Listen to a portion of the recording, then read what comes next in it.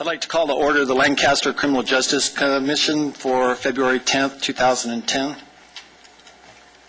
Could we have roll call? Commission Member Augusta? Present. Brown? Present. Capel? Present. Greer? Present. Harris? Present. Vice Chairman Vieira? Present. Chairman Christ? Present. We have a quorum. If you'll please rise, we'll do the pledge led by Vice Chairman Vieira. You please place your right hand over your heart and salute our flag. I pledge allegiance to the flag of the United States of America and to the republic for which it stands, one nation, under God, indivisible, with liberty and justice for all.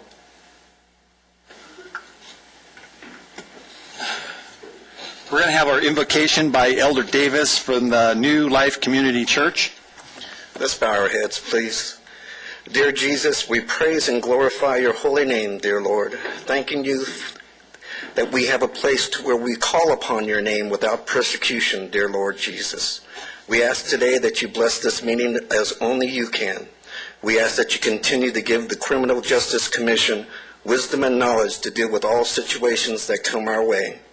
We ask, dear Lord, that you allow us to be an outstanding example to all communities in the great state of California and all cities across the nation. Let us be the leader for all and the example for all. We ask, dear Lord, that you let us be excellent stewards over the finances that you have given this commission. Let it meet each and every need that we have, for nothing is too hard for you to do. We ask that you bless the families that are represented here today, those who sacrifice their time to serve your people. Give a special blessing to the families they have left behind to serve your people. Amen. Thank you. At this time, we're going to do a presentation on CalGrips from Lieutenant Schaefer and Sergeant William of the California Highway Patrol.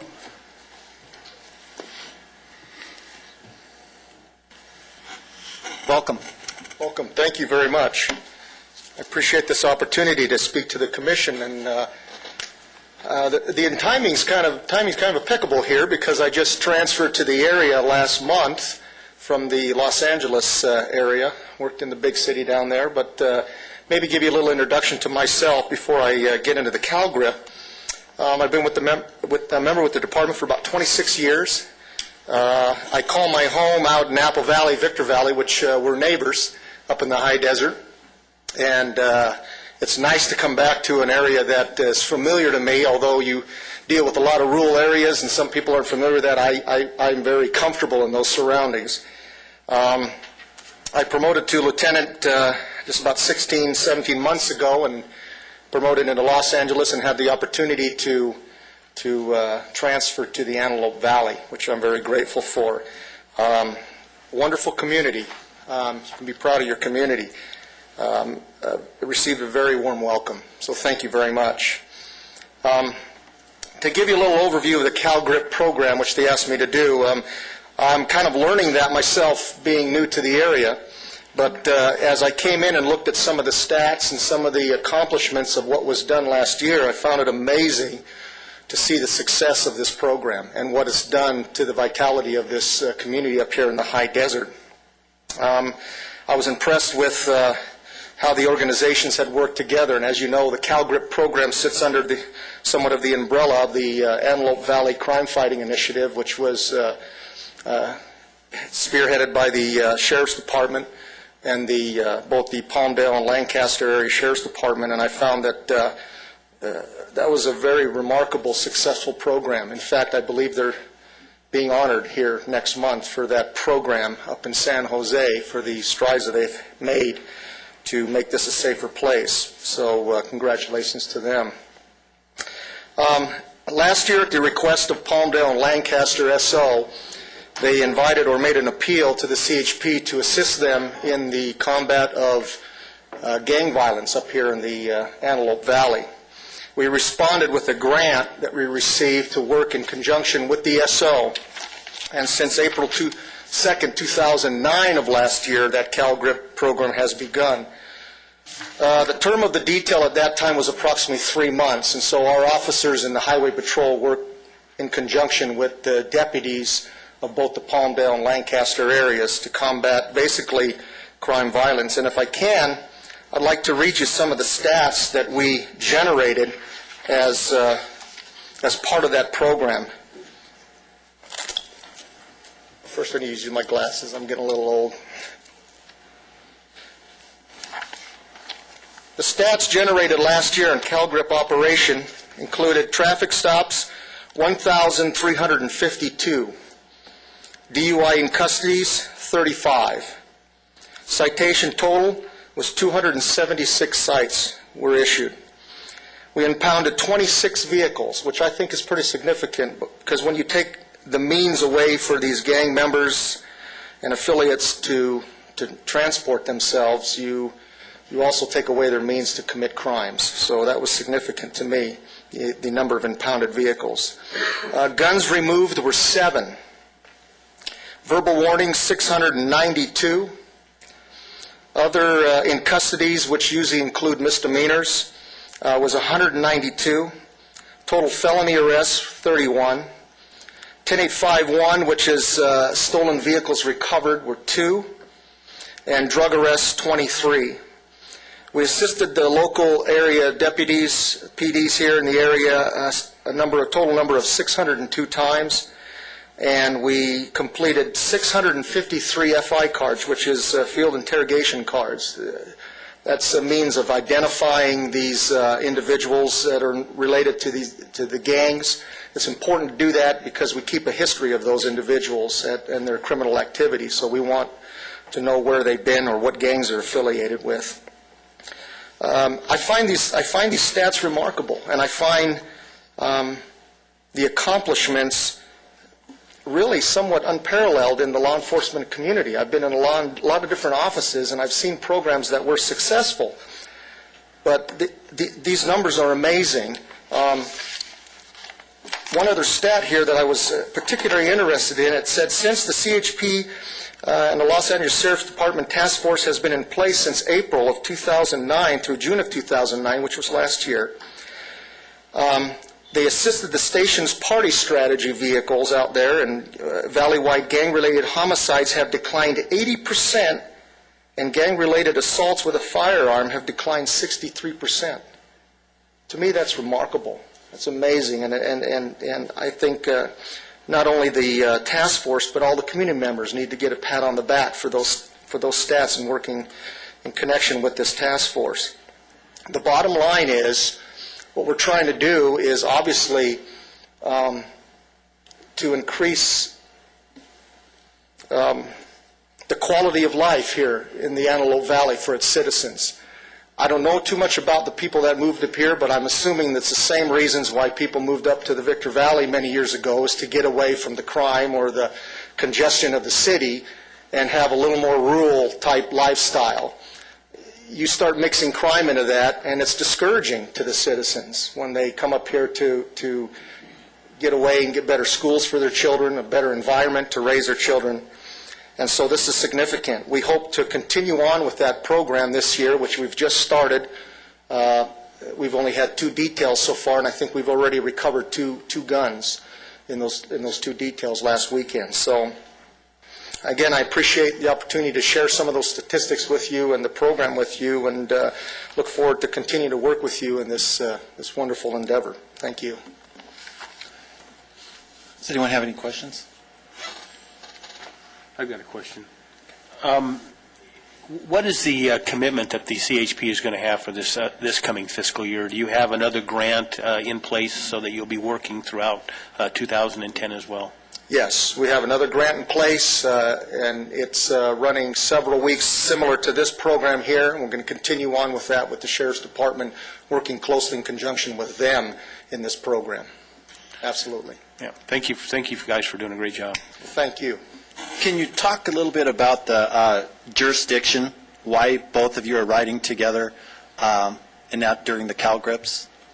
Let me bring up my sergeant that's in charge of that. Since being new to the program, still trying to learn, I brought him along to hopefully answer some of the more technical questions that we have. But let me have him come up here, John Williams, if you could, and answer some of that in regards to our strategies. Good morning. John Welcome. Williams, sir. Just to clarify a part that didn't come up, is that what's extremely unique about the way we're doing this program in the Antelope Valley is that we have CHP officers literally riding in the car with sheriff's deputies and vice versa, sheriff's deputies riding in the cars with CHP officers. Not only does this help us when it comes to geographical locations and jurisdictions, but it also helps with the expertise that the sheriff's deputies offer to the Highway Patrol and the Highway Patrol offer to them.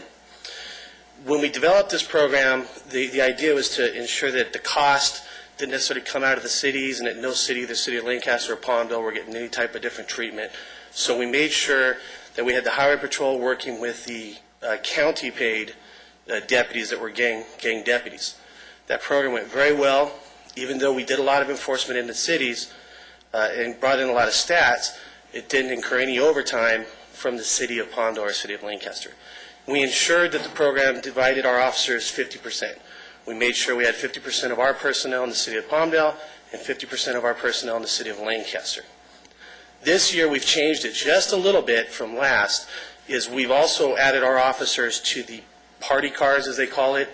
What the Sheriff's Department has identified is that a lot of these gangsters are going to parties, bringing their guns, bringing their drugs, being involved in criminal activity, and then leaving the party after they've shot or stabbed or done their crimes. So now we've included Highway Patrolmen in the sheriff's cars that exclusively go after these parties so we can better get these gang members before they're out in the community and our surrounding areas. Does that help explain any of that? Oh, absolutely. I had the privilege to do a ride-along with the CalGrips program last year, and it was quite interesting. Is that still available for the commission members if they would like to? Absolutely. All you have to do is contact the office, Lieutenant Schaefer or myself, and we'll set it up for you. Okay, and I would encourage any of the commission members to do it because it's really interesting to see the different techniques that they use. And congratulations and thank you from the city. Thank you. Thank you.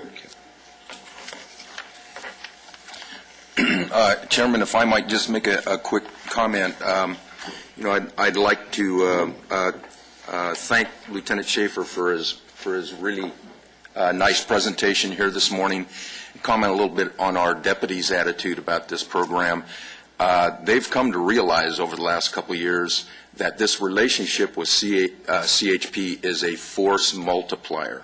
When you combine the two expertises out there in addressing large parties or any type of gang-related activities, you really cover the bases with their tremendous expertise in everything having to do with the vehicle code, and then our deputies, particularly our GET deputies, gang enforcement deputies, expertise in the area of gang crime. I'll tell you what, they are very effective out there. It's been a wonderful program. Our deputies have enjoyed it, and we look forward to a continued relationship with CHP in this manner. It's a great program.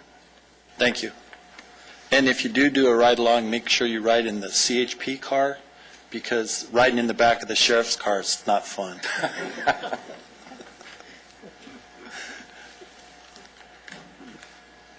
Britt, could you do the public business? We have no speaker cards for agendized items. Okay. Do we have a motion to approve the minutes of January 13th? Dr. Brown? Second? I'll second that. All in favor? Your vote? Go ahead and vote.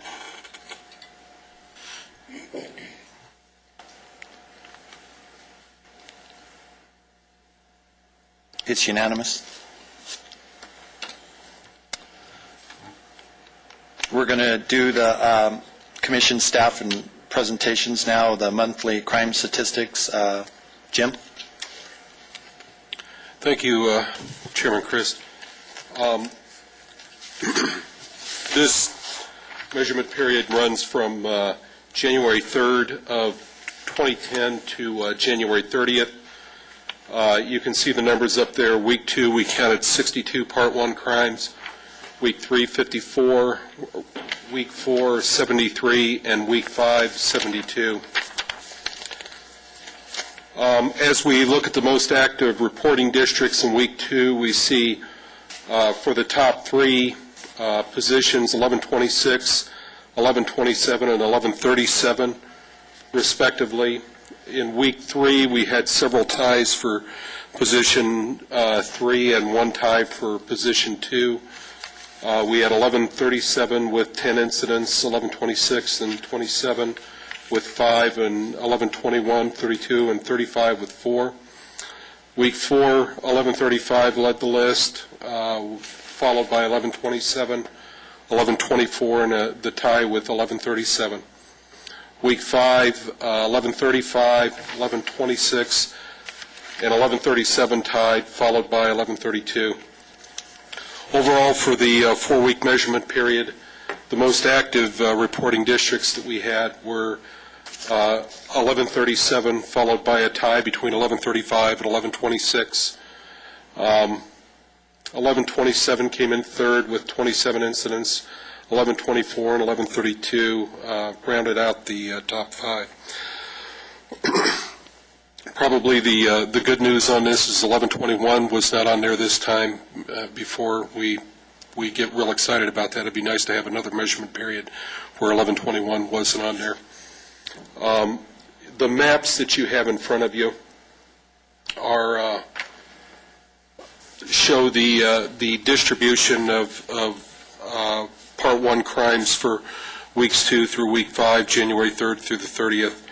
And then a new feature that we added to this month's is we have a spatial trend analysis. And as you look at the spatial trend analysis, this compares the data that we looked at last meeting with this measurement period. The spaces in red, let's see if I can zoom in here a little bit. The spaces in red are where we went up just a little bit in crime, and the spaces in green are where we actually went down and showed some good progress in it. So that gives you an idea how it's distributed using a spatial analysis or feature. And I guess with that, I'd open it up to any questions.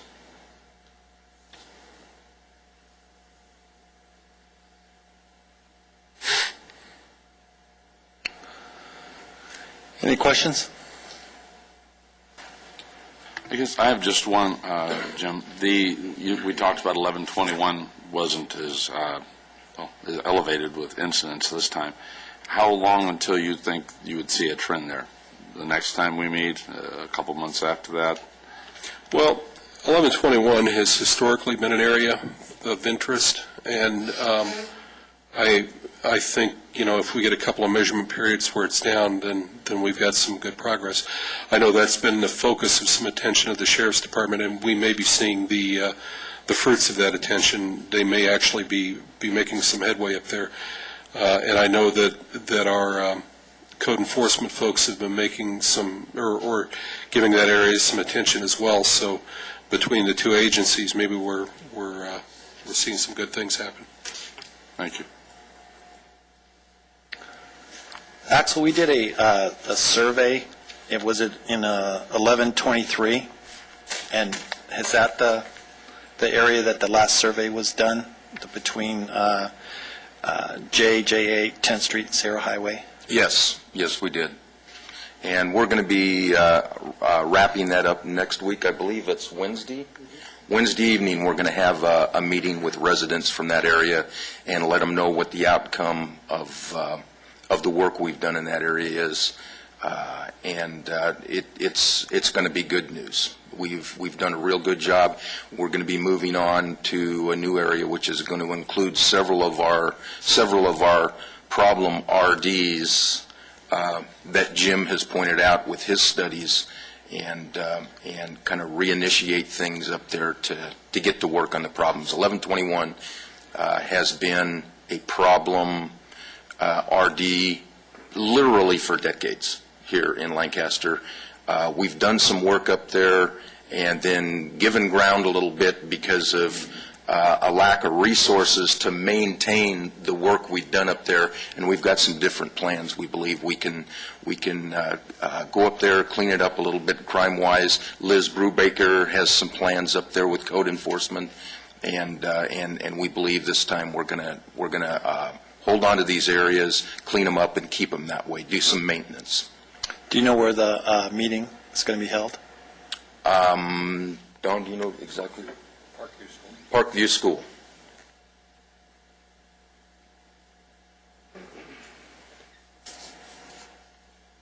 Okay, thank you. We're going to move on to the arrest statistics. Sergeant Willoughby, welcome.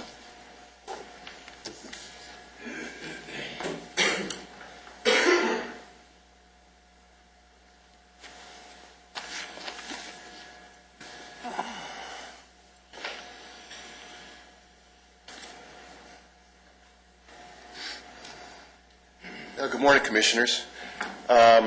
Jim usually has to deliver some bad news about where the crime is occurring. I get to come here and deliver the good news about where we're making the arrests. Last month when we met, we were discussing the arrests figures for December, and as you recall, the arrests were down a little bit compared to where we'd been at a year prior. And, there's a number of reasons why that might have happened. The crime rate's coming down. It's the holiday season, not as much activity. But for whatever reason, we're going to look at January today, and we have good news. If you look at, in this particular slide, we're looking at the last 2 weeks of January, but we also have a comparison to the first 2 weeks. The first 2 weeks are in the purple. And as you can see, the light blue representing the end of January has some significant increases, particularly in some of the Part 1 crimes that we really want to try and knock down. The aggravated assaults and the robberies, we made a lot of arrests. We were up 10 arrests on the aggravated assaults and, what is that, about 16 on the robberies. Homicide made some arrests. I'm not sure what the case was there. I don't know if Lieutenant Doughton has that information. No. A lot of times homicide will come in, they'll work a case, it'll be an old case, and they will make some arrests. We don't necessarily find out about it at the station level for a little while. But at any rate, the Part 1 crimes, which is really what drives our crime rates, made some good arrests there. We made 29 more arrests in the last part of the month than we did in the first part, and a total of 73 Part 1 arrests is a significant number for us. Our Part 2 arrests were also up a little bit. Most notably, our warrants went up and some miscellaneous misdemeanors, a few extra non-aggravated assaults. So January was not the time to commit an assault in Lancaster, because whether it was aggravated or not, we took them to jail.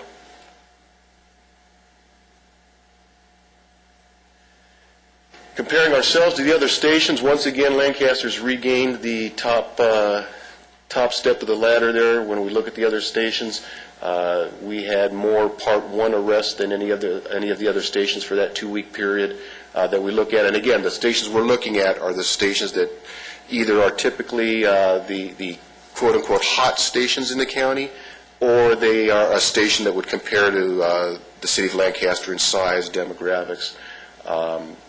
Century was the old Firestone station, and it encompasses a little bit bigger area than Firestone used to. But that's supposedly our hot station. That's supposedly our big station. And as you can see, we're making more arrests in Lancaster than they are down there.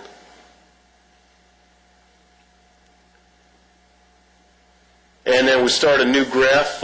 We took out the 2008 bar and moved the 2009 arrests to the previous year, which is demonstrated there in the green line. And as you can see, right now for January, even though we were up significantly from December, we're still a little bit below where we were in January of 2009, although as I recall, January of 2009, we had a lot going on. We were really starting to spool up with a lot of the AVCFI stuff, so that was actually a large number. As you can see, throughout 2009, that January statistic was kind of set the bar and kind of evened out to really kind of where we are right now. As you look through the summer months there, towards August through October of 2009, we had a lot of activity out there. Again, we had some special teams out and that sort of thing. So we're hoping that we've set a good standard for the rest of 2010, and we'll see how we do.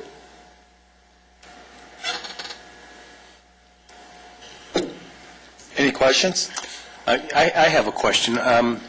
Going back to the first slide, it looked like aggravated assaults and robberies arrests were up significantly for this reporting period. Yes. And I was just wondering how many reports of robberies and aggravated assaults occurred during that same time frame? You know, I don't have that information. Lieutenant Downton, any? I can give you the total amounts for the month. We had 24 armed robberies for the month of January. I'm sorry, we had 24 robberies for the month of January. 9 were armed robberies, 15 were strong arm robberies. The aggravated assaults were 46 for the entire month. So I guess you can just split that in half pretty much. But I mean, that's pretty much most of the ag assaults. Those are, all in custody crimes. The robbery, unfortunately, we're not as successful as we are with the ag assaults. Okay. The way that the arrests usually correlate to the number of reported incidents, particularly in those two areas, if we can get on the call right when it happens, if somebody calls in, hey, I just got assaulted, or we got an assault in progress, if we can get bodies on top of that, we stand a good chance of catching the guy basically in the act or fleeing the area.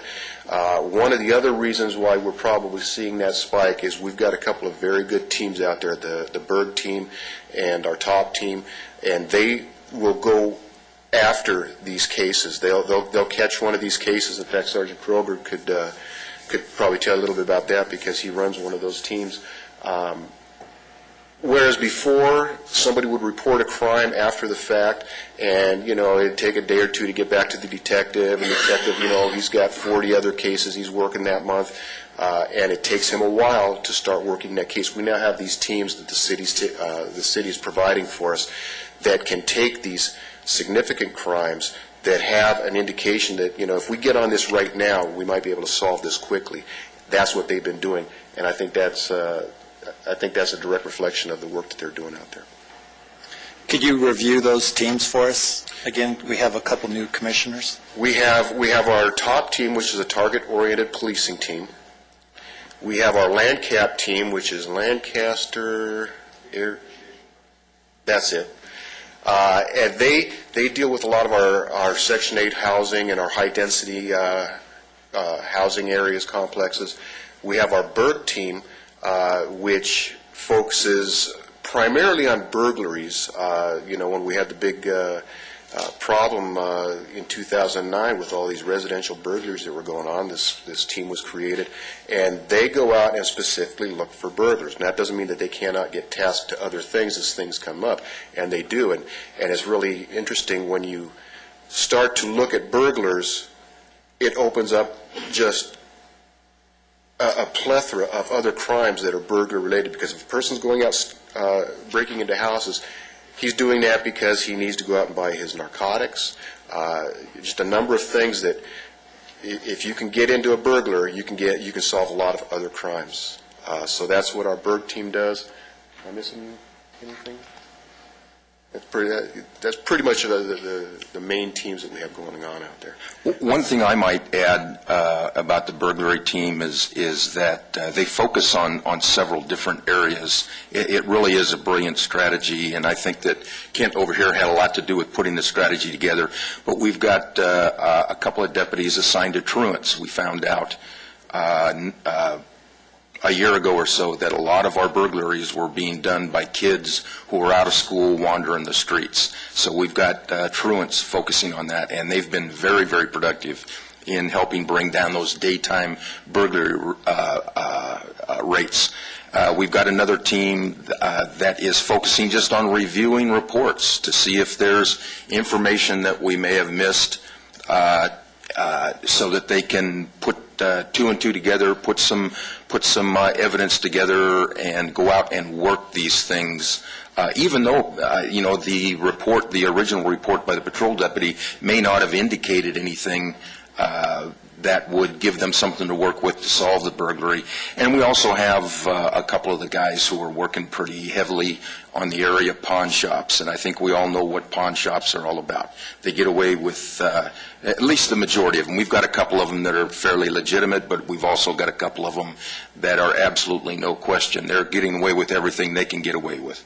So working in those three areas, I think, has been really key to bringing that burg rate down, and these are very, very motivated, hard-working deputies.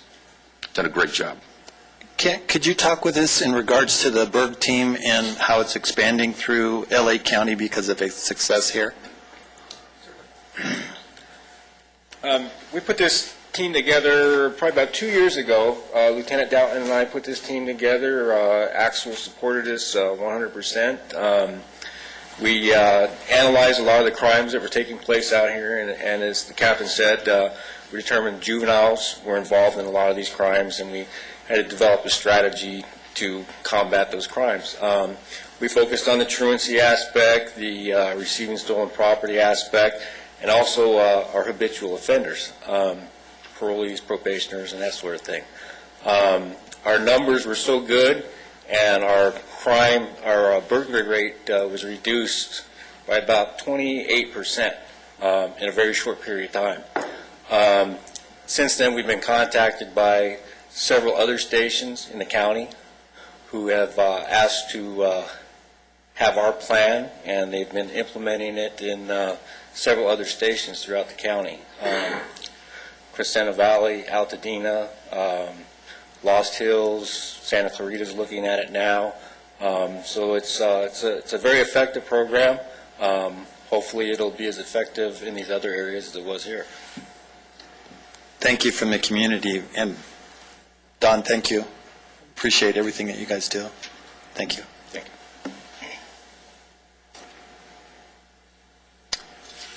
Do you have anything else? That's all I have for you this time. Thank you. Really appreciate it. We're going to have a Section 8 update by Mr. Antelope Valley Liderico. How embarrassing is that, huh, David? Thank you, Mr. Chairman, Commission members. I just want to bring you up to speed on some things that we've been working on with the Neighborhood Revitalization Commission and directed towards some of our efforts in bringing what we believe is the Section 8 program into compliance and servicing the needs of our community. So I provided you with 3 documents hastily, so they're probably all over the place. You made a mess of what you had. But the first one I want to bring your attention to is the one dated October 16th. And it's actually a letter that was sent on behalf of the Commission as well as by Mr. Bozigan to Mr. Sean Rogan, who's the Executive Director for the Los Angeles County Community Development Commission, who is the commission that has oversight for the Housing Authority in Los Angeles County. And in that letter, we identified several issues that we believe need attention to and requests that we made of the Housing Authority in regards to how their program is implemented in our community, how we believe they can better serve people in our community with this program, as well as eliminating some of the criminal activity and issues regarding the program that are negative by a stepped-up screening process that we wanted to participate in.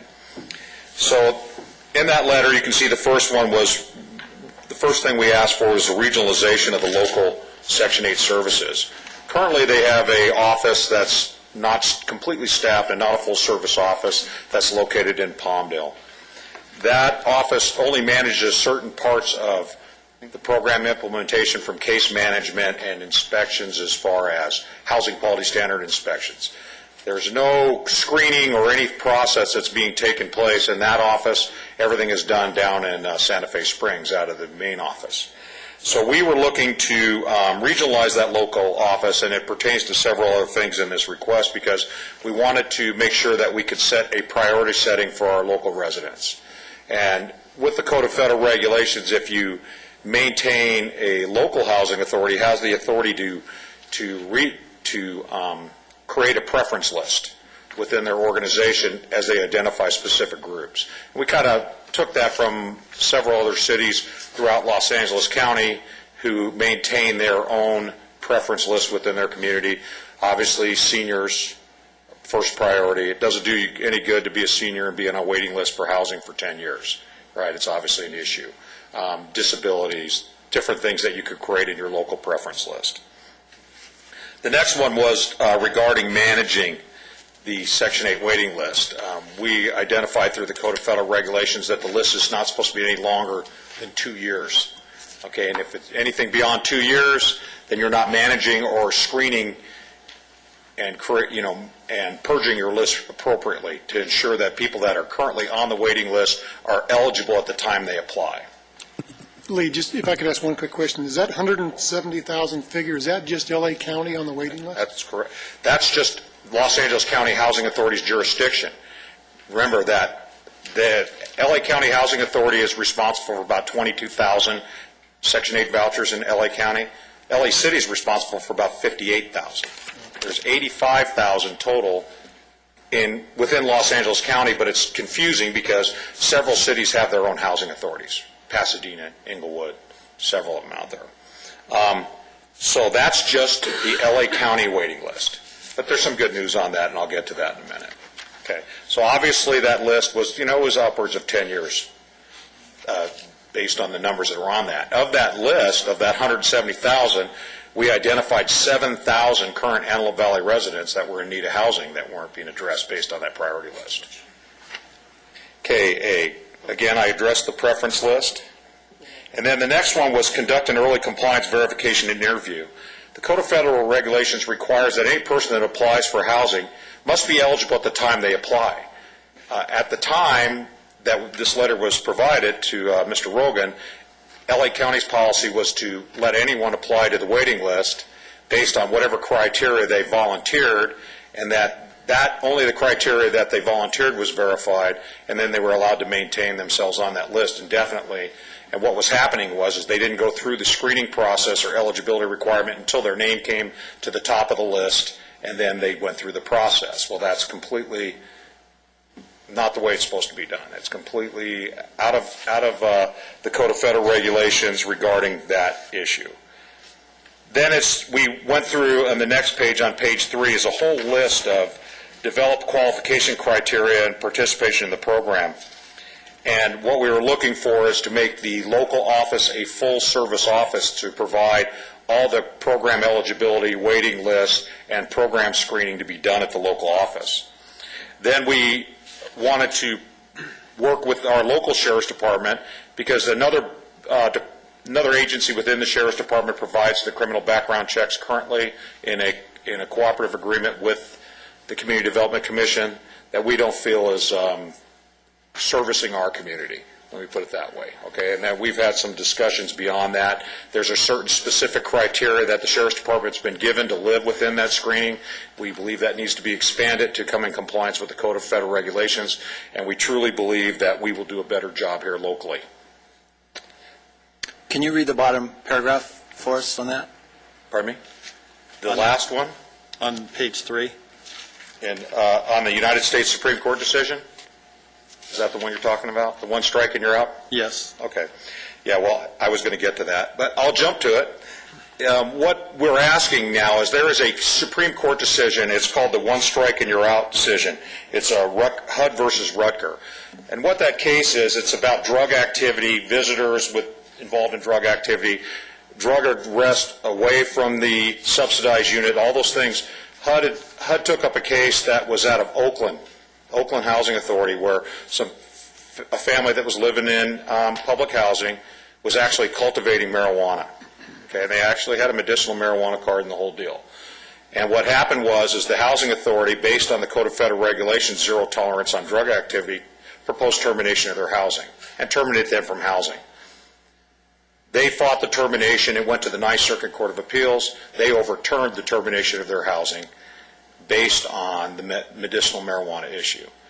Then what happened was HUD took up that case because HUD felt so strongly about drug activity in any government-subsidized housing that HUD took that case all the way to the United States Supreme Court and prevailed. The Supreme Court found it that any drug activity taking place in any public or government-subsidized housing is grounds for termination from the program. And that's what that case is. And they based that on one incident because part of the contestment was people should get a warning regarding that. Well, it's based on the contract and their family obligations, and part of being eligible for the program is that you adhere to the rules of the program. So that's why the Supreme Court found that. Currently, that's not being enforced by the LA County Housing Authority. They're actually going through a process and making a determination based on the specific incident whether or not the people should be removed from housing. When it's clearly defined in HUD's policy as well as this case decision, there is no discretion. It's zero tolerance. You will be terminated from housing. And it's a pretty extensive decision, and it even relates to visitors. If someone comes to your house and is identified involved in drug activity, you'll lose your housing. There's all kinds of outlines within this decision on how far it reaches. It's significant. And that's the City of Lancaster's position also? Yes, sir. And then what we were looking for is some things to come in compliance with our own business licensing and with our redevelopment agency and our rental inspection program, and you'll see some of those in here. We want to ensure that anyone that lists their property on the Housing Authority's website has a business license for that rental property within the City of Lancaster and is signed up for our rental inspection program. So some of those are compliance issues with that.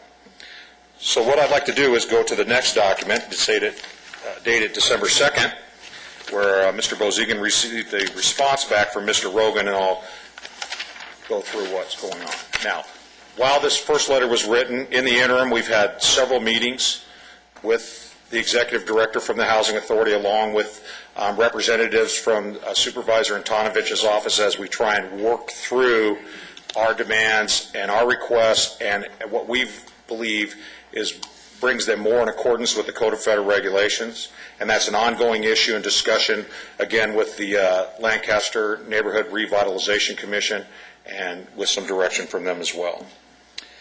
Okay, so as far as regionalizing the local Section 8 services, the LA County Housing Authority right now, in talking to them, is not interested in doing that. They believe that they cannot regionalize their offices as set forth by the Code of Federal Regulations. It's an interpretation issue. Even though they administer services to 6 smaller contract cities within their jurisdiction already. So we just ask to have the same rules that apply to those particular contracts apply to us.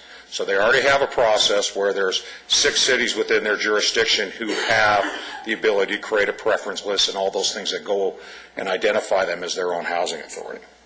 So, again, that's still a topic of discussion.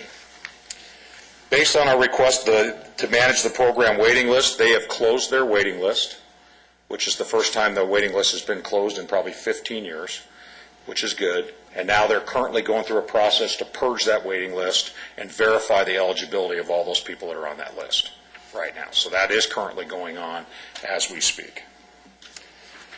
The creating a local preference list is something that they feel that they can't do at this time unless they offered that preference to the entire jurisdiction of their agency. Again, that goes back to why we requested the regionalization of our local office. Conduct early compliance verification and review. That is going on right now based on the closing and managing the waiting list. The other benefit to that is that's probably going to have a significant impact on portability, people being able to port into our jurisdiction from other areas with a housing voucher. So all those things kind of go together. Okay, the developing qualification criteria for participating in the program. Prior to our request, the Housing Authority only went back 3 years on a criminal background check.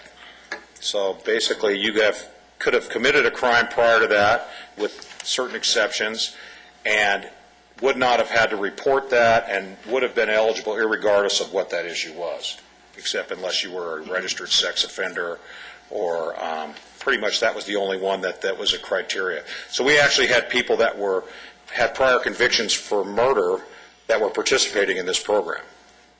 Okay, so obviously we've had that concerns regarding some specific crimes, and currently right now they're changing the administrative plan to extend the period for eligibility requirement and also to exclude certain crimes as lifetime disqualification. So based on what we've asked for.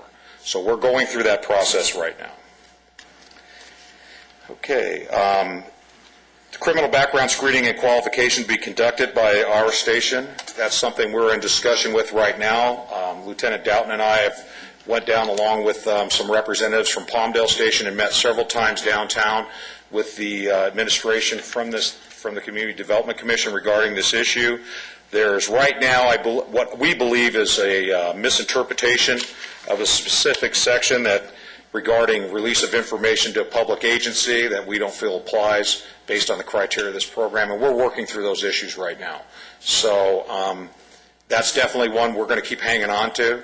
Okay, it is an issue with the idea being that if we can eliminate these problems up front in eligibility, we're going to have to be spending a lot less resources on the backside of this program trying to clean it up.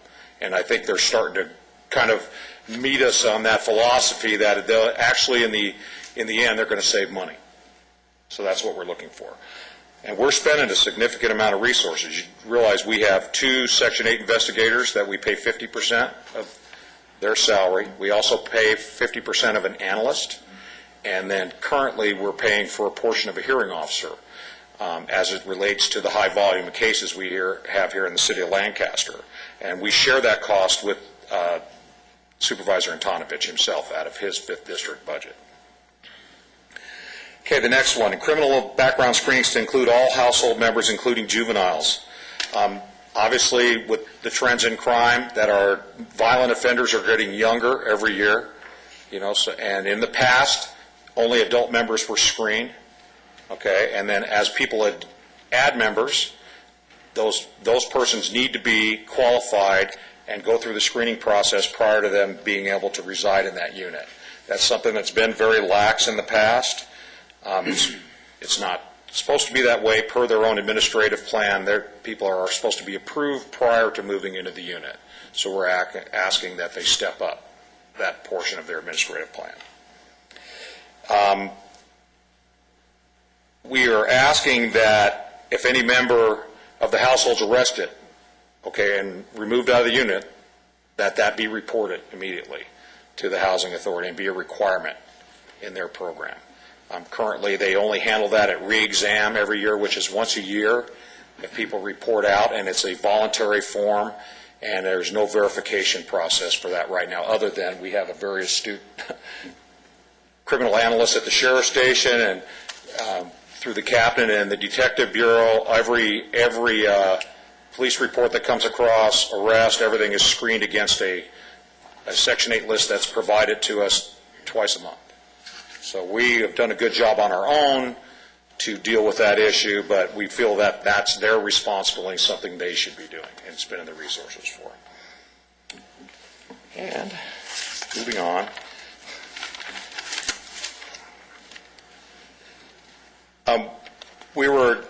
The next one goes when we were talking about establishing the protocol. I think there was a misinterpretation of what their request was here. They felt that they can't make demands of property owners prior to a contract basis.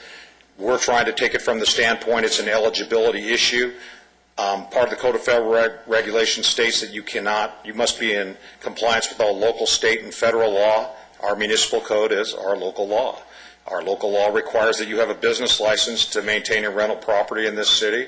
So you must be in compliance with the law prior to entering in a contract with the Housing Authority. So that's something we've worked on. We've actually established that now. We've kind of met partially on it. We'd like it done at the exception of the advertisement of the property. They have met us partway saying we will not approve a contract with any landlord until they provide proof that that business license has been purchased here at the city and is up to date, as well as that that property is registered in the rental inspection program in our city. So that one, they've met us partway on. And Is that up for review every year? that is up for review every year at the re-exam time. Every year, every Section 8 contract, every participant and property owner goes through a re-exam process once a year. Question. If a Section 8 individual uses a medical marijuana card, they get caught with some marijuana, HUD won't do anything about it, can we deny them? No, HUD will do something about it. HUD's rule is the federal government doesn't recognize California's marijuana initiative. Okay, so as far as any public housing that's managed by HUD, it's a no-go. Okay, that has been their policy from the beginning. The other part of this is if, we work very well now with like our Section 8 investigators. If code enforcement has an issue at a property, the code enforcement's put it in an abatement. The housing authority investigators will provide that to the housing authority, and they will all at the same time stop the payment to that property owner who's non-compliant. So, we have a lot of things that are going on behind the scenes where we're gaining compliance with absentee owners, some of the issues that we have within the city. Again, we have lots of course of action to take against a landlord who's not willing to make his tenants responsible for their rules, or him himself as a landlord. And this is one part of it. You get in people's pocketbook, that usually gets their attention. Again, if they're not going to receive the rent payments until they come in compliance, they're probably going to fix the problem. So we're working in that direction. And then we already covered the one-strike policy. So the last thing that I provided you is that we get monthly in our Lancaster Revitalization Commission, we get an updated report based on the number of active contracts that are here in the Antelope Valley. And one thing I think is significant as you run through this, we are right now trying to revise this to make it a little more user-friendly so people can read it easier. But easierly, that's a good word, huh, Shell? I like that one. But you can see we have a significant number of contracts here for a city our size. We have 2,268 vouchers as of the 1st of February. And that is a rise that's been going on now for about a year and a half, about 200, 250 here within the city. So it's something we're looking at to ensure that as these individuals come into our community that they're being properly screened, and we address that problem as it relates out to the information we receive regarding calls for service and crime.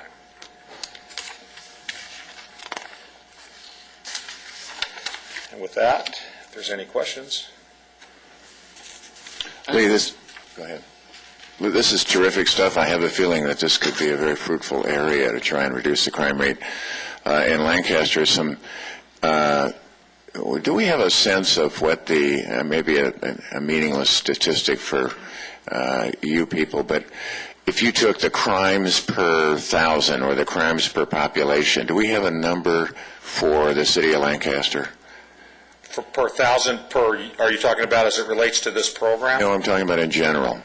I'm going to go over that. Yeah, Mark has that. We get 312 per 10,000 for the year of 2009. Okay, and do we have any way of knowing what our crime rate per resident, Section 8 resident is? Well, it's something we're looking at right now. We're correlating calls for service and criminal reports, quality of life issues, code enforcement issues, something we're compiling at this point, and I'll be bringing that forward to you at another date. Okay. What is our total population of Section 8 housing residents in Lancaster? 2,268 as of February 1st. And again, remember, that is only one of several housing programs that exist within our city.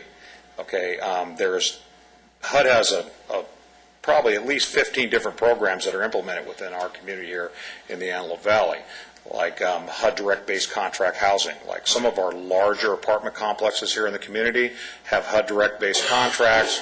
That's where that's a private owner who has a direct contract with HUD, with the housing the Housing Authority has no jurisdiction within those complexes as far as program compliance or eligibility. That is something we need to work on as we go through this process and bring HUD into the loop to make their units that they are responsible for compliant. It's the same rules. Who has the authority in those HUD housing directly units? does. I'm sorry? The HUD Office of Inspector General. Okay, so that's something we're working on right now in our relationship with HUD. We also have a lot of programs related to county-owned buildings and senior housing, which we have no problems at. And then we have some other programs out there like Welfare to Work, Family Reunification, a bunch of different programs that are implemented throughout the community, that are managed through the Community Development Commission. So we're dealing with those as well. When someone's arrested or convicted, is that person screened for Section 8 housing? I mean, in other words, do we cross-check to see if they happen to be... Yes, sir. Absolutely. And beyond that, we check that with a bunch of databases. In fact, probation now, part of their indoctrination form, when someone gets sentenced to probation in the court, right on their questionnaire when they first come down in the probation office and apply to participate in probation, is whether you live in a government-subsidized unit. And that is something that they've done there as well, and then they notify us. Same thing, what I used to do when I worked for the Housing Authority is take a list of housing Section 8 units in the community, and I drop it off at the drug court for Prop 36 court. Obviously, if you're going to Prop 36 court, that means you've been involved in drug activity, which is a disqualification from the program. Things like that are being done. We do daily. There was one thing that I wasn't clear on.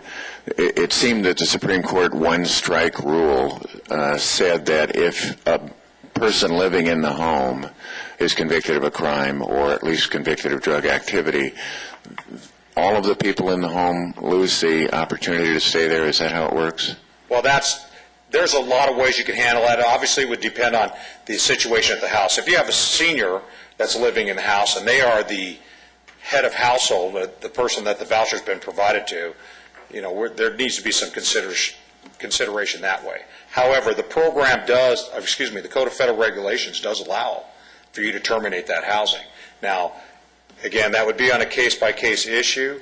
I will tell you that my experience has been is if you either need to move that person, the senior, to a more appropriate living environment, which we've done, okay, move them into like a senior living type setting where it's a one-bedroom unit where there's restrictions on who you can visit and the times they can visit, so to eliminate the ability for the people that are involved in criminal activity to maintain that criminal activity at the unit, or to simply, if you're not going to have that compliance from the head of household, then you terminate their housing.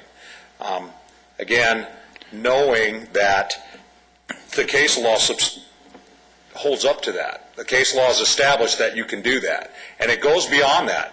Again, we've had incidents where the deputies were out working in a compliance issue and someone comes driving up to the house and they go to get involved, and then next thing you know, you smell marijuana on their person, and the deputies take their probable cause from that point, and the person's involved in drug activity. That family can lose their voucher.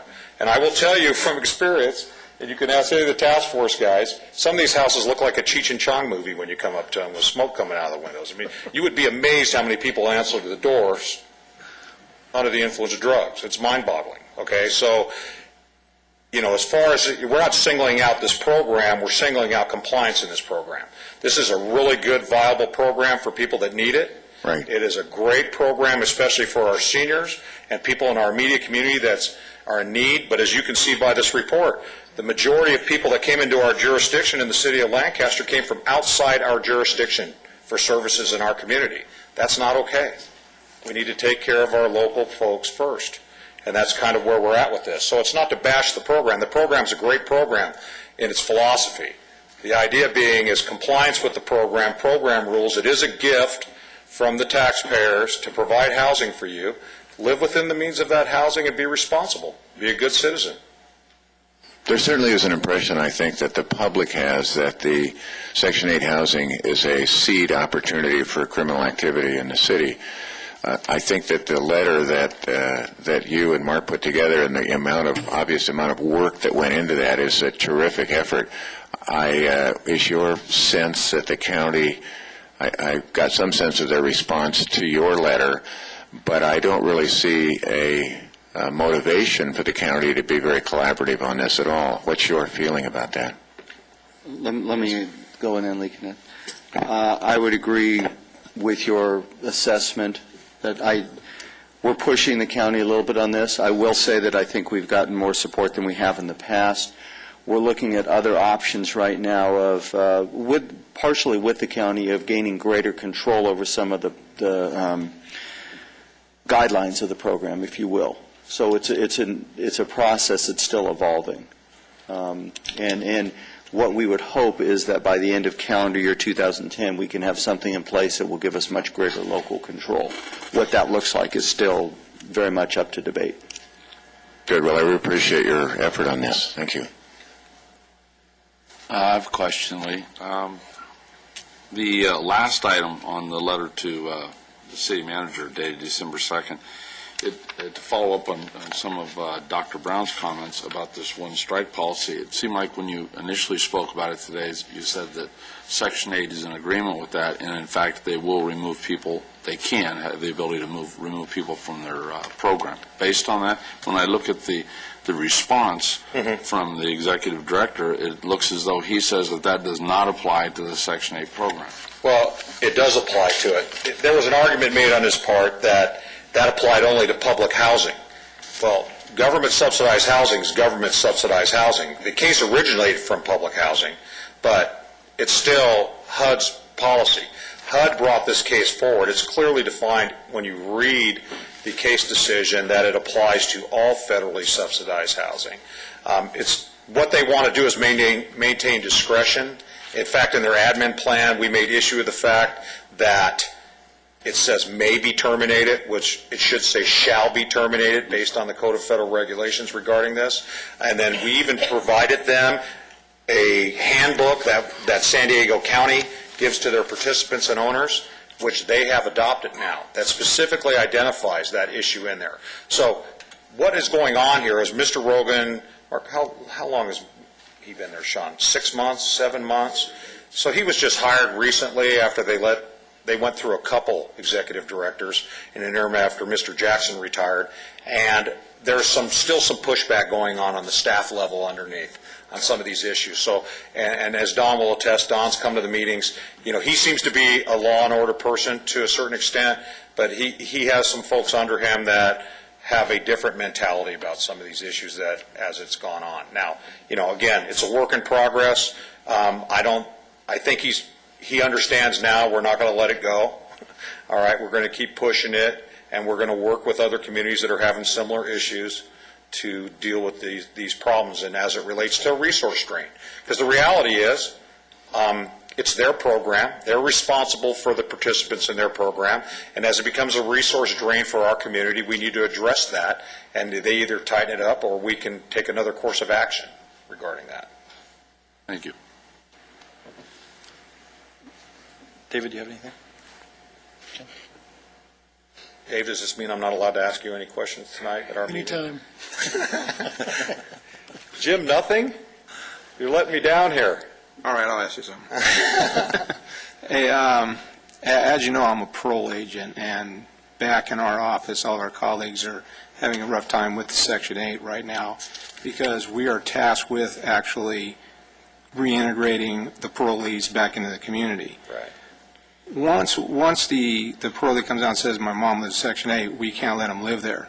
But what you're doing is you're taking away their support, and basically we have to put them in a shelter. Once we put them in a shelter, we normally, within a few months, they're back in custody because they're out there doing criminal activity because they have no support, they have no place to live.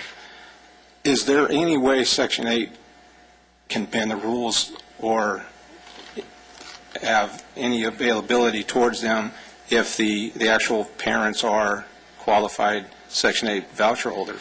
Well, the problem is it's specifically spelled out in the Code of Federal Regulations that you can't be on parole or probation for certain crimes or be a registered sex offender and reside in government subsidized housing. That is their rule. It's a federally instituted program that's managed in contract with the county, so it is their rules that supersede that. I know that's been a topic of discussion for some time, and we've actually had incidents where the parolees have been residing in the unit but haven't been registering at that unit, but on the contact, it's well established that they've been residing there, and I can't even tell you how many times that's happened, but it's very clear that they can't. And the other thing is it's spelled out to the families that they can't allow a parolee. And then back a couple years ago, remember when we were doing the indoctrinations when you guys did the orientation for the parolees, we specifically told them that they could not do that and they would put their family in jeopardy. So I realize it's kind of it's becoming more prevalent again based on some policies of the local parole office that we're going to take up and deal with that. Right. It's actually just a catch-22 for us. Right. Because, we're trying to keep them away from criminal activity, but they have a place to live. And as soon as they go to the shelter, they're going to meet the other cohorts that are going to help them get back into crime. Yeah, I understand that. I mean, the rule's pretty steadfast, and there hasn't been a lot of consideration regarding that, and specifically as it relates to parole. Okay. It's considered a higher level degree of supervision, and especially in our county, to go to state prison in LA County, you have to have some significant history. So, any other questions? I've got a question, Lee. Just for clarification, because I think some of us, probably most of us, don't understand the process completely. But when a household is terminated, the contract is terminated, my understanding is that the head of the household or the person with whom the contract has been entered into with has the right to appeal that decision? Yeah, there's an informal hearing process that you must go through, because it is an administrative program, just like the Department of Motor Vehicles. And it is an informal setting, and there is a hearing officer who is not an employee of the county but even though they work in contract with the housing authority, hears both sides of the case in a formal setting and makes a determination on whether or not the proposed termination of housing is valid or invalid. However, the housing authority has a right to overrule the findings of the hearing officer. Okay, they're just mandated to go through the process. So regardless of what the hearing officer's determination is, the housing authority still, based on the Code of Federal Regulations, reserves the right to make final judgment on that individual's housing. In the county's program, are those informal hearings held locally, or are they held some other? They are here for the Antelope Valley. We've, several years ago, got space in the local courthouse, and those are handled in our jurisdiction. Before they weren't, but as we've had this stepped up enforcement and compliance issues related to this program, that was established here locally. And so they're up on the third floor on the same side of the offices as the district attorney's office. However, eventually it would be probably good to just use the local hearing officers from there's hearing officers that are already established in the court that work in offices through the district attorney's office for informal setting. That would probably save the housing authority a significant amount of money, because they spend quite a bit of money on these hearings and overseeing these. Great presentation. Great presentation. Thank you. All right, sir. Thank you. We're going to get a report on our neighborhood impact by Ms. Harris. Thank you. I thought I would start with just reiterating what neighborhood impact is. I was just asked this morning about neighborhood impact and what it is. So this is a collaboration of churches whose purpose is to meet the physical, emotional, and spiritual needs of the community that we adopt, specifically an at-risk neighborhood.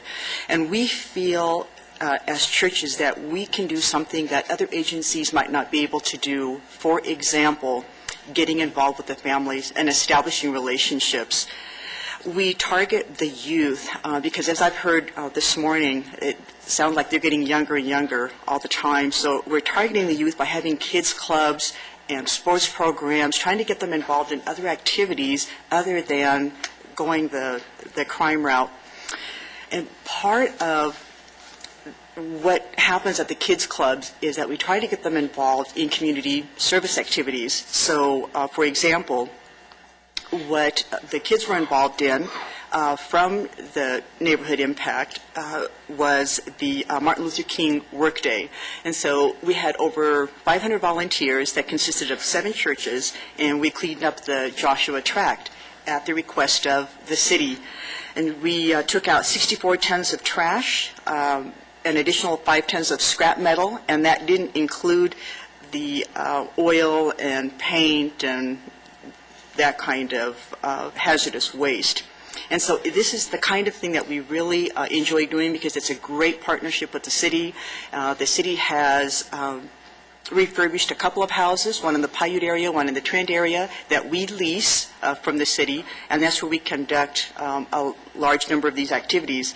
The other thing that we did was we went to Parkview School, and the school is not looking in the best of condition, and so we helped to refurbish 6 of the bathrooms there as well. And this is just the kind of thing that we love doing. We not only like working in the specific neighborhood that we've adopted, but just with the community at large.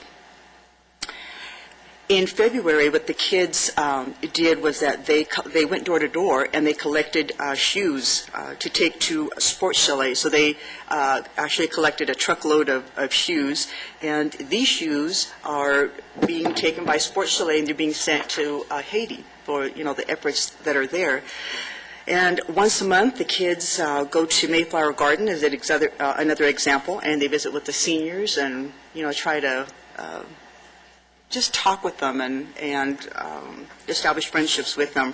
So that's what Neighborhood Impact is all about. And Grace Chapel takes care of the Paiute neighborhood, and Central Christian Church is taking care of the Trend area. And we've got a lot of things that are planned for the future, such as trying to establish a wellness clinic in both neighborhoods. Hopefully in April we will be planting a community garden. And again, it's a collaboration, a partnership with the city that we just really value, because the city is the one who's doing the excavation for the garden. The city is the one who provided the dumpsters. That's not something that we could do in that cleanup effort with Martin Luther King. We cannot do that. We cannot get rid of all that waste material, but we can certainly gather volunteers and try to make a difference in the community. So that's what we're about. Thank you. It's truly about bringing the community together. True. As a question, isn't it? About bringing the community together? You do such a good job with it. Thank you. Thank you. We're going to go on to the 2009 crime statistics by the city manager, Mark Bozigian. Thank you, Mr. Chairman and Commission. Just a couple of random thoughts before. One, David, I always enjoy you and Lee, how you were able to change your role from your day job to this job, so it's always interesting. And one of the things that struck me when Ms. Harris was talking is how a great partnership is one where the other partner thinks, wow, we're sure getting a lot, because we feel the same way from the city. We're thinking, wow, we get dumpsters there and we excavate, we already have equipment, and look what we get for the neighborhood. And it truly is an amazing, amazing partnership, and one that 5 years from now, the city won't get credit for having developed. We did develop it here. Bigger cities will take credit for it, but we know it started here. So I thank you for all the work you've done. I think the crime statistics were covered very, very well. I'm going to go over them briefly. I think Commissioner Brown asked an excellent question, and I think it sort of shows where we've come over the last year. We set a goal to get to 300. We're really close. We believe we will reach that 300 per 10,000 in 2010. We're not going to stop there. But one of the ways we've been able to do that is being strategic and thinking as opposed to just reacting. Your question about there's a perception in the community about Section 8, but then going to do we have data is exactly what we're trying to do. It's with burglary suppression. We didn't just go out half-cocked. We looked at what are the issues, truancy, daytime burglaries, et cetera, then gathered the stakeholders together on how do we impact it, then pick the right team to do it, and that's how we're able to impact burglaries. As a matter of fact, burglaries went down 23% in 2009, and it's because of that effort. So with subsidized housing or anything else, the first step is to get the data and then target your resources towards that. Overall, our crime rate went down 22% for 2009. That's an amazing statistic. We were also reported, the Sheriff's Department reported, that our station area had the largest crime rate reduction of any station in Los Angeles County, contract station. We are one of the rare areas and cities that all 8 of the Part 1 crimes that make up Part 1 crime rate, all 8 were reduced statistically. I think it's difficult to directly impact certain crimes. Those tend to be violent crimes: homicide, rape, robbery, assault. The law enforcement a lot of times tends to react to those, and how to impact those are up front with education, with lowering the level of violence, lowering hypervigilance, as our mayor is very knowledgeable about. So from a layman's term, the crimes that I look at least are those that I think we really can impact and help prevent. Those are property crimes, particularly burglary, larceny, theft, and auto theft. And those are where we had our greatest reductions. We were down 23% in burglaries, 26% in larceny theft, and 6.4% in auto theft, but that was after a tremendous drop in auto theft in 2008. So I think where we can be proactive as a team, and it's not just the Sheriff's Department, not just the city, it's the community, everyone, we've been proactive. We still have work to do. We're not where we want to be, but I think the direction is great, and I think what it does is it's the winning team concept. By the crime rate going down, we're able to engage people, you folks, to put your time, expertise to use because you believe you're joining a winning team, that we can make a difference. The community believes that as well, too. With that, I'd like to ask Axel if he'd like to say a couple words, and then I'm happy to answer any questions. One question real quick. Sure. You said that in Lancaster, the crime rate went down 22% total. Yes. Do you have the statistics for what it went down in the state and what it went down in the, what are they? U.S., I'm doing this by memory, but U.S. was 3% and California was 4%, or vice versa. So the city of Lancaster trended down an extra 19%? Yes, 19% more than those percentages. That's correct. That's great. Do you know what L.A. County was? I don't know what L.A. County is. I'm almost positive it was less than 10%. Do you know, Jim? No. I don't know what L.A. County. I know selected cities that we look at just because they tend to be like us, but I don't know L.A. County off the top of my head. Unless you guys know. I believe we remember that overall county Part 1 crimes were down 9%, so significantly below what we are out here in the Antelope Valley. Axel, do you have anything else you'd like to add? Or? Well, just that, this crime reduction, and it is significantly above, other jurisdictions, not only in the county but nationwide, is the result, I think, number one, of a lot of hard work on the part of our deputies. But our deputies can't get it done alone, and I just want to dovetail onto what Mark had to say. This is an entire community effort. The commission here has something to do with that. Certainly, our mayor and city council and their tremendous support has a lot to do with this. We have been supported in aggressive police work out here in Lancaster. And believe me, not all of our contract cities and areas support that type of police work. They're very suspicious of that type of police work, and hence I think there's a lot of conflict between law enforcement and the powers that be, whether it be city councils or town councils or whatever. But we have had tremendous support out here from all involved. right down to individual members of the community. And I think that really has been the key here for making this work and for the progress that we've made. And we certainly intend to keep working on that support from the community. Shelley's done a wonderful job of making sure that our neighborhood watches have expanded almost exponentially over the last year or so. And we're going to continue to work really hard to earn that support and continue the direction we're going. One thing I really want to quickly mention is that, you know, we've focused on gangs out here for quite some time, and we've made a lot of progress. In fact, violent gang crime here in Lancaster is down about 25%, which is over and above what the normal Part 1 crime is. And so we've had a lot of success in that area with our aggressive work, but we have a developing situation here that I think is, over the next year or two, going to be even more important than you know, working with gangs, and that's the developing parolee situation.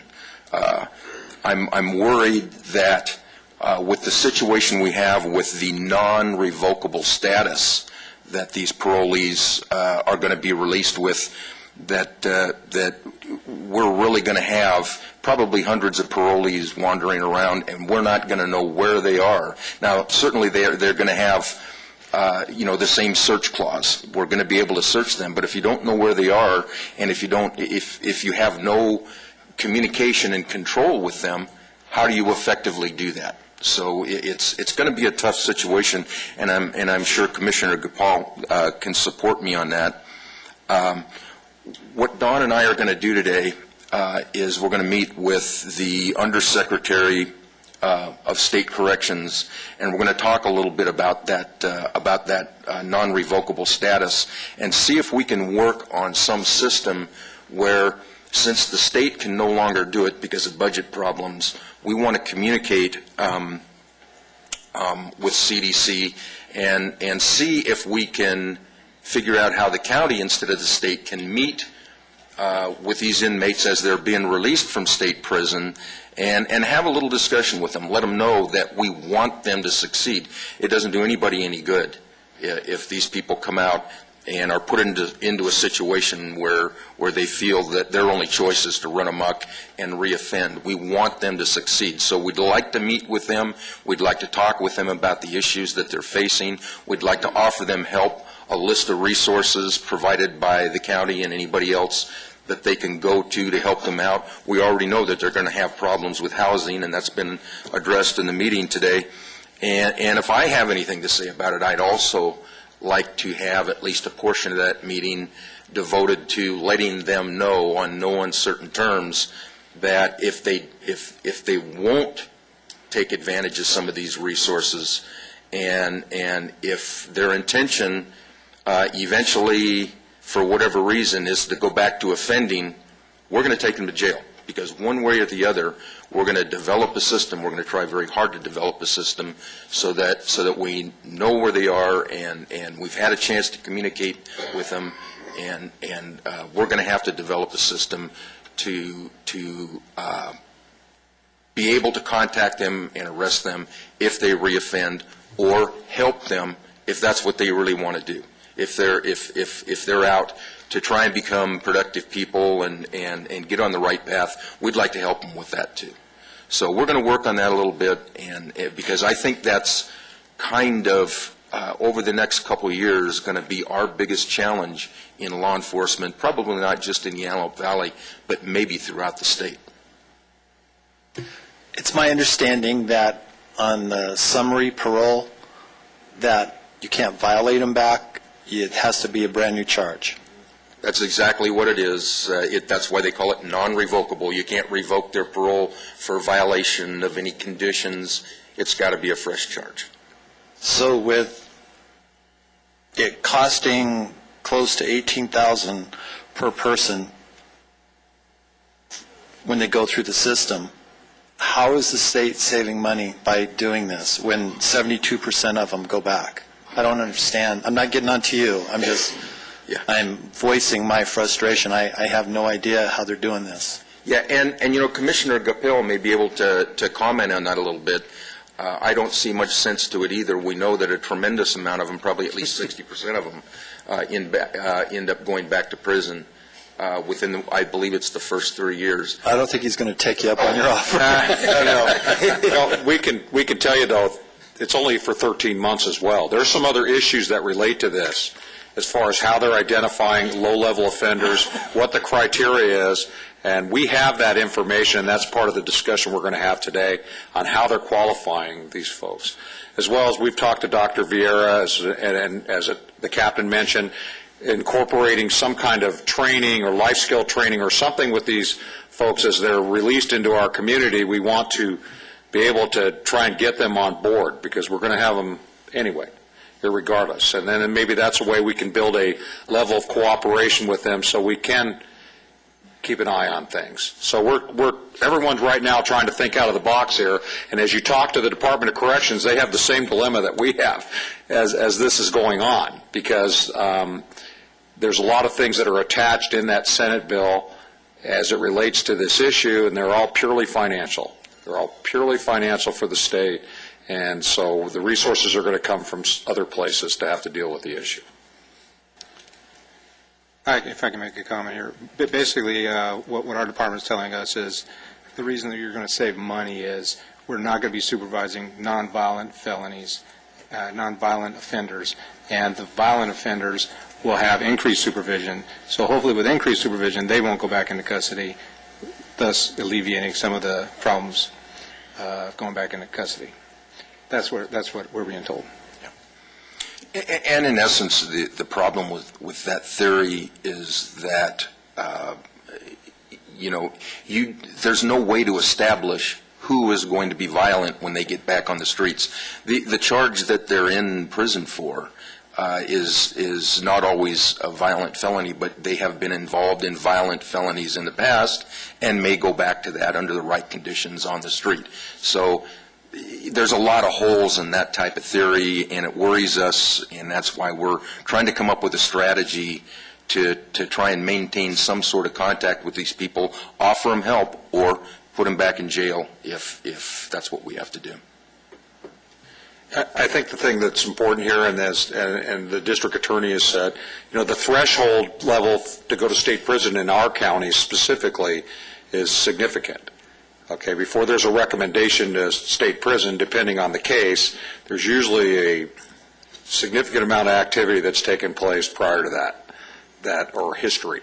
So that's saying, as we talk about how do you have a low-level offender in state prison? From our county, that's kind of that's an oxymoron there. That doesn't really make a lot of sense for us, and that's part of our issue with that is it's based on the charge that they're currently incarcerated for, not historically.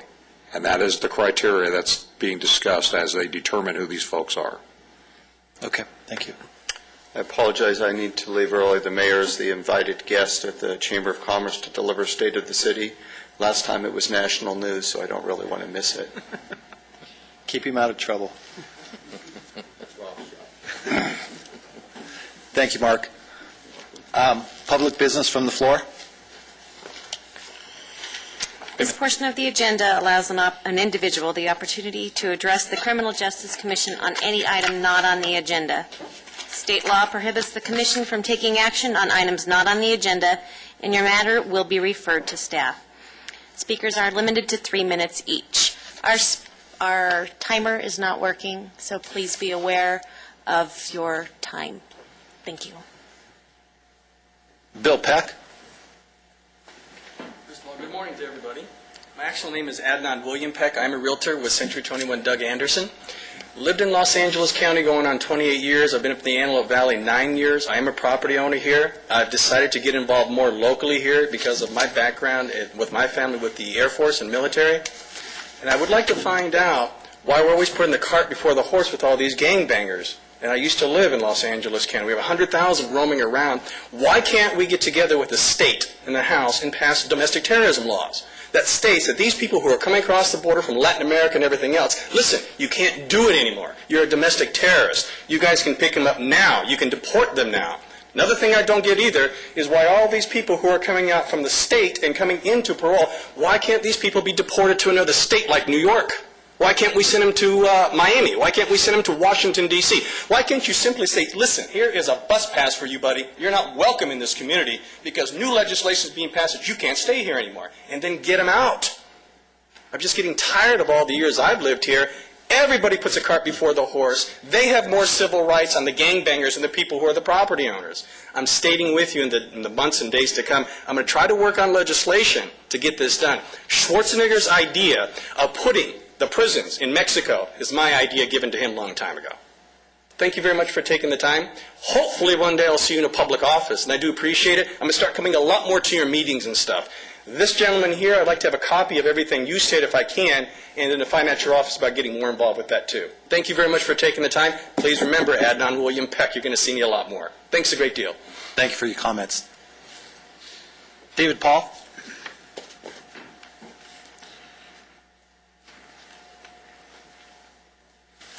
Timer. I have one too. Chairman, Commissioners, good morning. I love your energy, sir. That's great. Commissioner Harris, welcome. Thank you for the work you do. And Jim, you're a TV star. I love you. And every time you come on TV, I have to send my children out of the room. So I like your insights, though, and your passion for both sides. I saw Paul Krugman on This Week a little while ago, Sunday Talk Show. He's talking about most people think that they're voting for a candidate when they vote, but they're actually voting for a party, and that's part of the problem. It's this party, it's that party, it's us against them. I was really glad to see this cooperation between the two law enforcement agencies because traditionally they also compete. So that's good. We want to solve these problems. We want to find a way to do it. And I want to talk a little bit about that. The year is 1980. And the sergeant came to me and he threw me the keys. He said, let's spec in the tray room. Tray room is where they wash the trays for dinner. Now, at 3:30 my shift is over, and if you don't get through those two double doors in this maximum security prison at that time, you're going to stay till 11 o'clock. So I was in a little bit of a hurry to get there and get him in. Plus, it's a little creepy because if you ever seen Richard Speck lurch around, he had the painting pass. He could go anywhere he wanted in the prison 24 hours a day. He could make us hooch anywhere he wanted. That's how it worked. I went down there, I let him in the room, and it's just creepy, I got to tell you. And he's standing there, he's back to me, he's going, oh, I don't feel like working today. And I figured, well, how often do you get a chance to have a conversation with a mass murderer? So I bid on it. I says, why is that? He said, I did too many pills and drank too much hooch. This offended me. And you can go on YouTube and you can see that I used to be able to kick a man so hard and fast when he's looking right at me I could break him in half.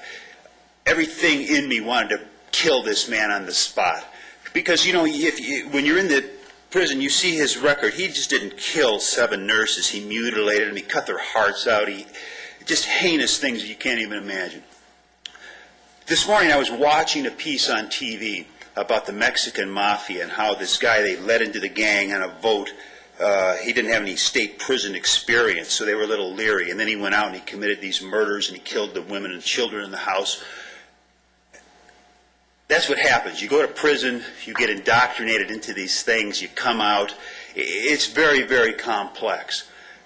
But we put these people into prison because of the war on drugs. Now, if you go to LEAP, Law Enforcement Against Prohibition, and I've told the story, I'm in the middle of it in council, of how doing the right thing as a member of law enforcement not only cost me my job and my future, but my marriage and everything else. And all of these guys on LEAP, these judges, these prosecutors, these ex-narcotic guys, they're all retired because they come out and say it. And that's the thing, you see. It's this war on drugs that is putting these people in prison and causing more of these problems. And if we're ever going to get a grip on any of this, we're going to have to consider our positions on that. Thank you. Thank you, Dave.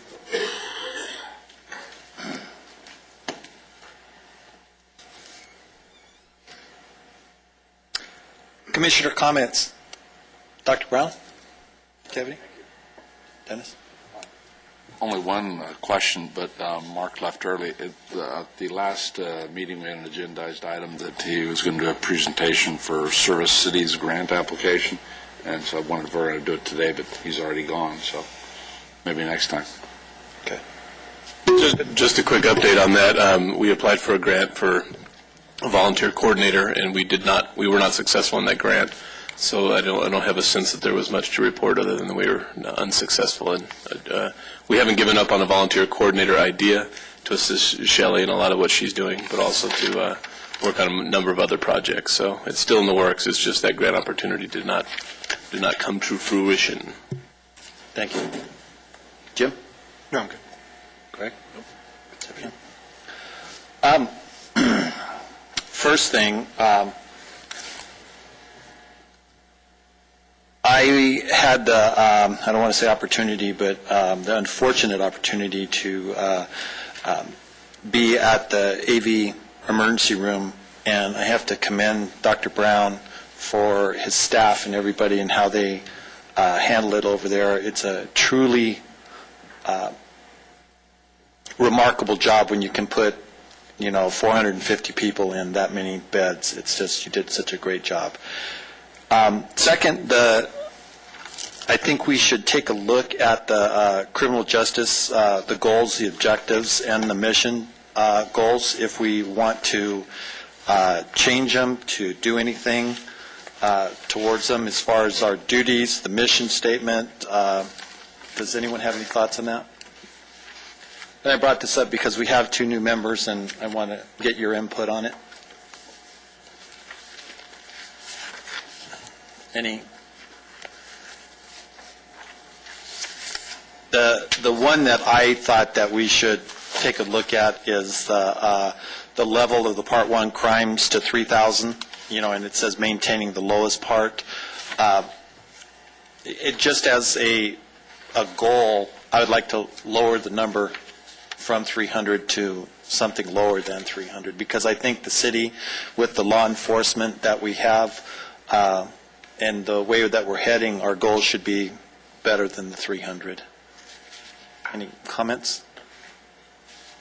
I agree. Any suggestions? What would be a realistic number? 200 or?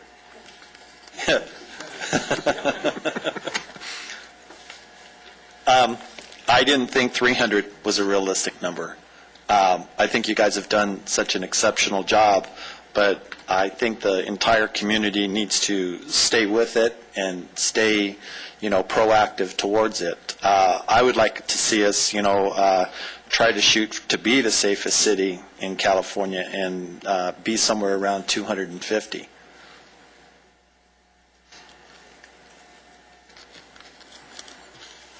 Britt, can we, do we need to vote on something like that, or can we just do it by consensus because it's just part of the goals? You can vote on that as a goal specific. You can use this time to introduce the thought about the goals, and if there's opportunities between now and next meeting to add to that, you can do that individually and propose something. There's a number of different ways you can do it. I would say note, though, that being here last year when you selected the 300 number, I think everybody was a little bit shocked at could we get to 300, and we're really close. So I don't want to overstate or understate the magnitude of what's happened over the next year. So I think setting goals is very important, and identifying those. Obviously, if we set goals and achieve them, I think we can do much better work than by not setting those goals. If you want to set it at 250, you can make that decision today. It is agendized, so you have that opportunity to do that. Does any of the other commissioners have comments?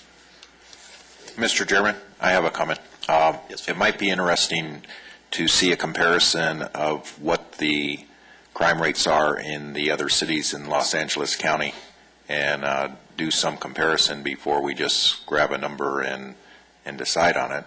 And I haven't seen those numbers. And it also might be interesting to then compare those numbers with some of the larger cities in the state of California. And that might give the commissioners some more information before we decide on a goal at this time. I would agree with you, but what I'm looking at is giving us an incentive to bring the Sky Sentinel in to, when we're taking a look at that and the reasons for it, it is part of our goal to make it and make Lancaster one of the safest cities in California. And a 250 is a reason. I looked at it on the internet yesterday. 250 is it reasonable with the Sky Sentinel? I think it is. I think it's, to me, it would be, and it would keep us busy for a while. Yeah. So that's just my thoughts. Yeah, I've got a thought too. We have to bring in the account of the non-revocable parolees, the impact that that's going to bring. So actually to maintain where we are would probably be pretty significant, because you're looking at, I think they said 6,500 inmates getting released early, plus the fact that we're going to have 500 to 600 parolees out here that are non-revocable, and we don't know where they're at, plus any parolee throughout the state can go anywhere in the state if he's non-revocable. So we could get an influx of non-revocable parolees in our community, and we have no jurisdiction over them whatsoever. So I'm anticipating probably the crime rate's going to go up a little bit. Is this an item that can be brought back at our next commission meeting to give time for commissioners to read through, to do some research if they choose to, or is this a time sensitive? No, absolutely. I just wanted to bring everybody, we have 2 new commissioners. I wanted to make sure that, all our goals are all on the same page. I wanted to make sure that, we maintain a realistic goal, and I want to not ever mention the crime rate possibly going up. So, can I comment on that, Chairman Christ? I'm pretty optimistic about this. I think we've got some programs we're working on. We've got some strategies we're looking at when it comes to these parolees. I do think, one of my favorite sayings right now is we've picked a lot of the low-hanging fruit when it comes to crime, and I think it's going to get more complicated, and we're going to need to continue to think carefully about these issues, think outside the box, form new strategies, and we're working on some of them.